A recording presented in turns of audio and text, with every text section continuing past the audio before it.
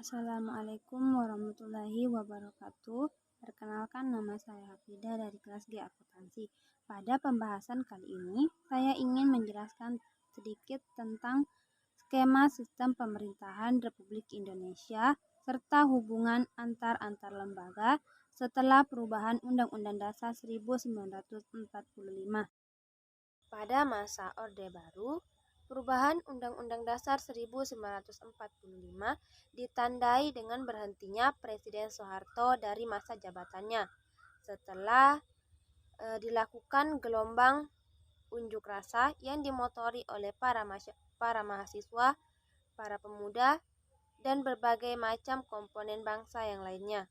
Reformasi konstitusi dipandang merupakan kebutuhan dan agenda yang harus dilakukan karena Undang-Undang Dasar 1945 sebelum perubahan dinilai tidak cukup untuk mengatur dan mengarahkan penyelenggaraan negara sesuai harapan rakyat, terbentuknya good governance, serta mendukung penegakan demokrasi dan hak asasi manusia.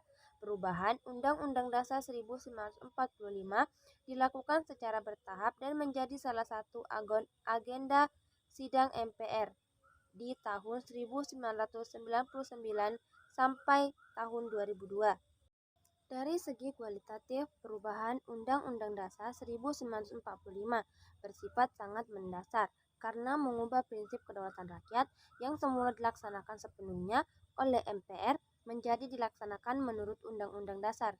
Hal ini menyebabkan semua lembaga negara di dalam Undang-Undang 1945 berkedudukan sederajat dan melaksanakan kedaulatan rakyat dalam lingkung wewenangnya masing-masing.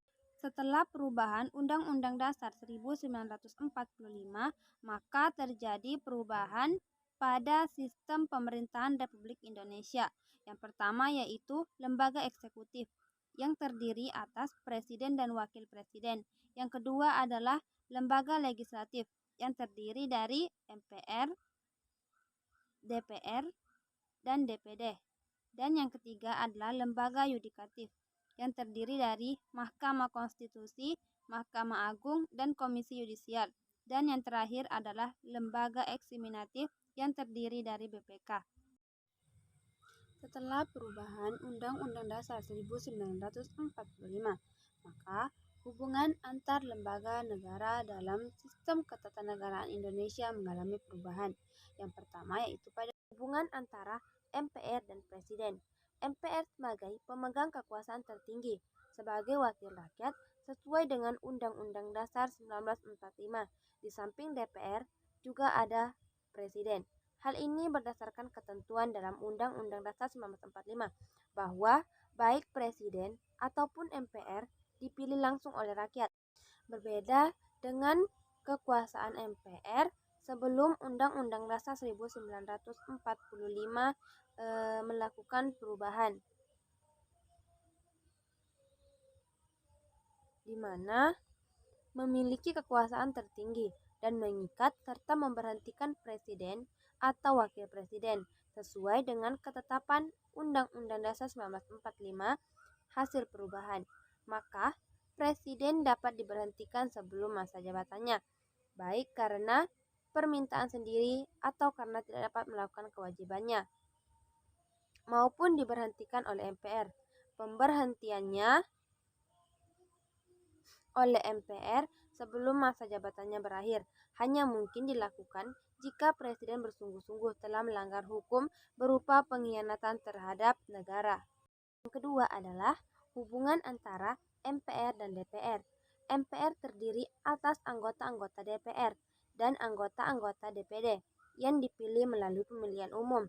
Dengan demikian, seluruh anggota MPR menurut Undang-Undang Dasar 1945 dipilih melalui pemilihan umum, mengingat kedudukannya sebagai penjelmaan seluruh rakyat Indonesia dan untuk menegakkan martabat dan kewibawaannya. Maka MPR menyelesaikan masalah-masalah yang bersifat mendasar. Yang ketiga adalah hubungan antara DPR dan juga Presiden. DPR dan Presiden sebagai sesama lembaga dan sebagai sesama anggota badan legislatif bersama-sama mempunyai tugas untuk membuat undang-undang dan menetapkan undang-undang dasar, berarti menentukan kebijakan politik yang diselenggarakan oleh presiden. Dan yang keempat adalah hubungan antara DPR dan menteri-menteri. Hubungan kerjasama antara presiden dengan DPR juga harus dilaksanakan dalam hal DPR menyatakan keberatannya terhadap kebijaksanaan para menteri. Dalam hal ini, sudah sewajarnya presiden mengganti menteri yang bersangkutan tanpa membubarkan kabinet. Namun, seperti halnya dengan presiden, menteri juga tidak dapat dibubarkan atau diberhentikan oleh DPR. Tetapi, sebagai konsekuensinya yang wajar dari tugas dan kedudukannya, presiden harus memperhatikan sungguh-sungguh suara DPR. Oleh karena itulah, menteri-menteri juga tidak terlepas dari keberatan-keberatan DPR yang berkaitan dengan diberhentikannya menteri oleh presiden. Dan yang kelima adalah hubungan antara presiden dengan para menteri. Presiden mengangkat dan memberhentikan menteri negara dan menteri itu formal tidak bertanggung jawab kepada DPR, melainkan kepada presiden, karena menteri adalah pembantu presiden. Meskipun kedudukan para menteri negara tergantung kepada presiden, tetapi menteri tersebut bukan pegawai tinggi biasa. Oleh karena itulah, menteri yang terutama menjalankan pemerintahan dalam praktiknya sebagai pemimpin kementerian yang mengetahui seluk-beluk mengenai lingkungan pekerjaannya. Keenam adalah hubungan antara BPK dan DPR.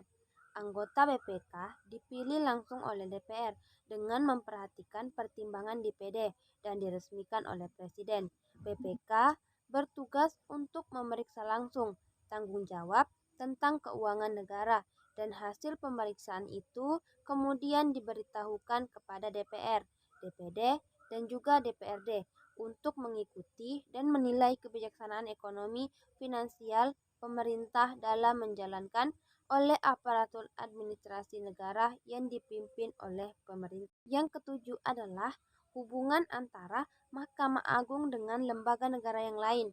Mahkamah Agung memiliki wewenang, yaitu untuk mengadili pada tingkat kasasi, menguji peraturan perundang-undangan di bawah undang-undang terhadap undang-undang, dan mempunyai wewenang lainnya yang diberikan oleh undang-undang. 8. Hubungan antara Mahkamah Konstitusi dengan lembaga negara lainnya. Mahkamah Konstitusi mempunyai 9 orang anggota hakim konstitusi yang ditetapkan oleh presiden yang diajukan masing-masing 3 orang oleh Mahkamah Agung.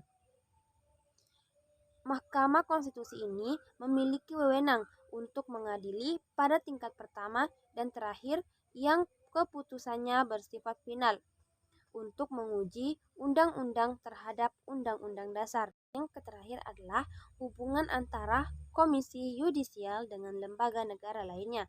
Komisi Yudisial dapat mengusulkan calon hakim agung kepada DPR untuk mendapatkan persetujuan yang selanjutnya ditetapkan sebagai hakim agung oleh presiden. Maka dengan demikian, anggota Komisi Yudisial dapat diangkat dan diberhentikan oleh presiden dengan persetujuan DPR. Demikianlah pembahasan singkat dari saya. Semoga bisa bermanfaat dan mohon maaf apabila masih terdapat banyak kesalahan. Assalamualaikum warahmatullahi wabarakatuh.